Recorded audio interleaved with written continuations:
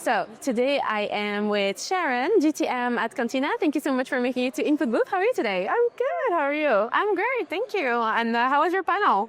It was good. It was, we were talking about mass adoption and what it's going to take for us to get there. And I think that we had some interesting opinions between blockchain companies and, MasterCard was there on the TradFi side. So the good news is that we're all in consensus that we want there to be mass adoption. So see how it goes. Yeah.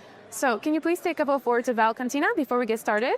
Yeah, so Cantina is a security services firm. We started our journey as like a Web3 OG security auditing firm and have since expanded our reach to Web2 TradFi institutions as well as, our blockchain customers. And we work to secure your entire security infrastructure. So, whether that be pen testing, security audits, your operational security, anything having to do with keeping yourselves and your customers safe, that's what we're focused on. I see. So let's get started. Spearbit began as a way to give researchers more autonomy. What was the turning point where the idea grew into Cantina, a full ecosystem for security?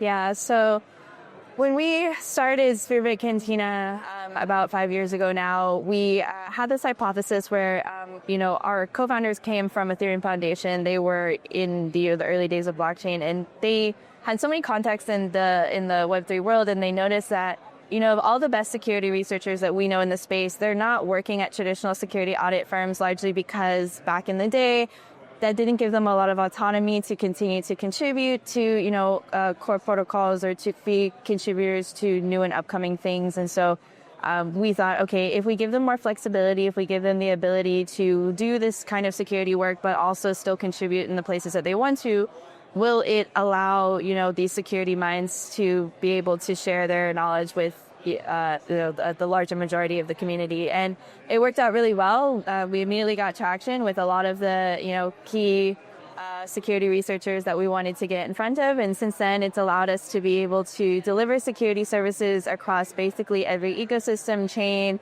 niche expertise, skill set, at the same level of quality. So as opposed to you coming to us and saying, hey, I've got this niche edge case, can you do it? And us trying to stretch our resources. Instead, we say, yes, we can do it. And we're going to go find the best person that exists in the world to do it for you. So that's really what we focus on. I see. Web3 security has expanded beyond smart contracts. What's the most surprising or overlooked attack vector you've seen in the past year? So we have a really large focus these days on operational security. So the good news is that Web3 companies have invested millions of dollars into smart contract security to make sure that, hackers can't just take your money from the smart contracts themselves. But with that being said, Web3 companies have invested relatively little in the other aspects of security. So your Web2 components, your front end, your back end, your databases.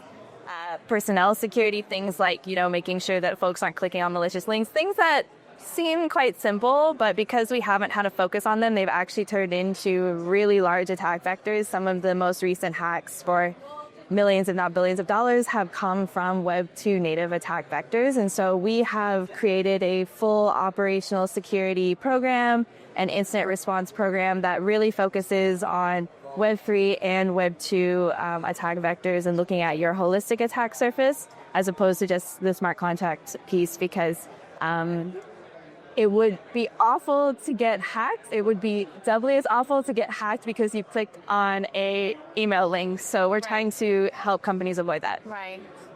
Many clients come to Cantina after a major incident. Can you share a story where your team's approach completely changed the trajectory for a protocol or company?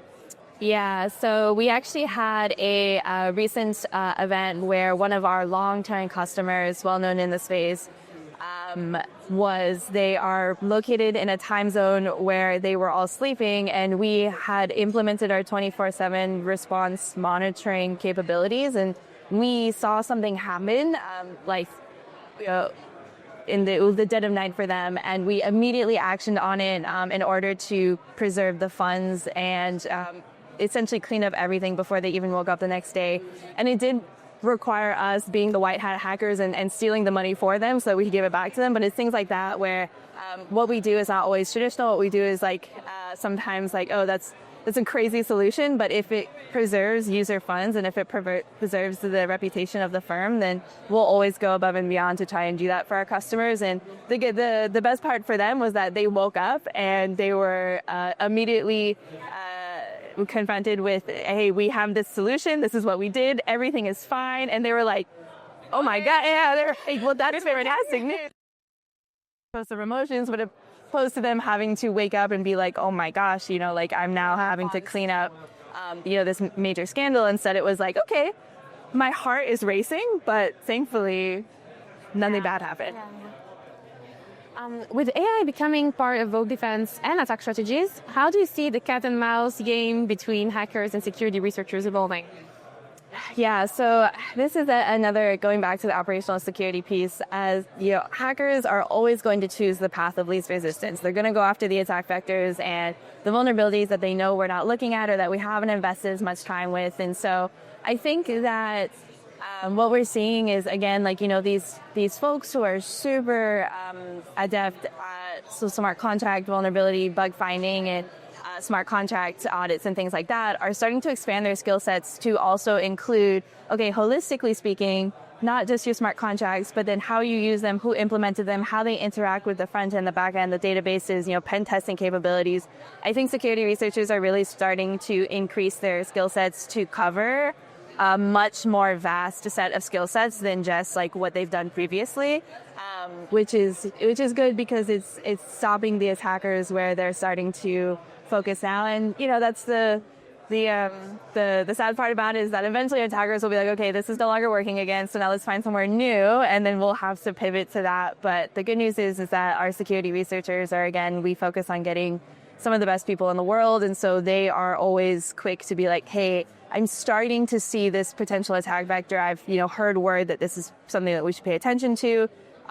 And they'll be the ones to come to us and say, I've already figured out how to fix this, and here's what I think we should implement. So we really appreciate and value the relationships we have with our security researchers. They're the ones who keep us, at the forefront and just ahead of where attackers are looking to exploit. But it will always be a cat and mouse. Hackers figure out something tricky, and then we figure out a solution, and that's just. And last question for you. If Cantina achieves its long-term vision, how will the role of security in Web3 companies look different 5 years from now?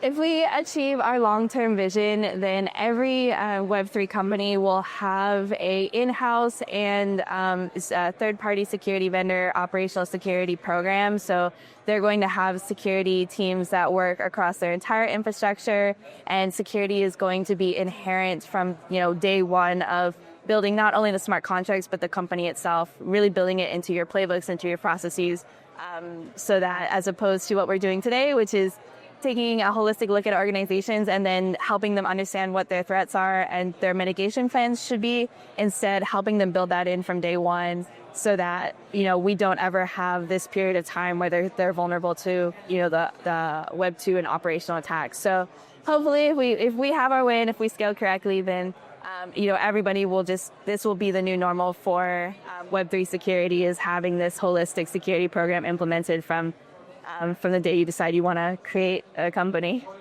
Thank you so much, Sharon. It was a pleasure hearing more about Cantina. Yes. Enjoy the rest of Token. Yes, thank you. Thank you so much.